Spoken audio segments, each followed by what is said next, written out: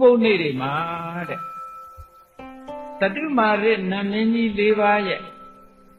အချမ်းရံပရိသတ်ထဲကတာဝန်ကျတဲ့ပုဂ္ဂိုလ်ကလူပြည်လူလောကထဲမှာတွားရောက်ပြီးတော့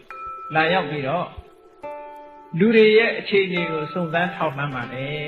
တဲ့အဲ့တော့သူတို့စုံစမ်းထောက်လှမ်းတာဘာတွေထောက်လှမ်းတော့ဆိုရင်ကိစီခောဘဟုမနုဿာမနုသေတုမတ္တေယပိတ္တေယသာမင်းညာဗျမင်းညာဥပောသထံဥပဝတ္တန္တိပဋိစာကရွန်တိပုံညာတိကရွန်တိသူတို့ထောက်လှမ်းတဲ့အချက်ကလေးကကောင်းတဲ့အချက်ဖြစ်တယ်နော်လောကမှာလူတွေရှိတဲ့ထဲလူအများစုဟာတဲ့မေတ္တေယမာတုထိတာမေတ္တေယမိဘကိုလှုပ်ကြွေးရလားအမေကိုယိုသေးလေးစားမှုရှိရလား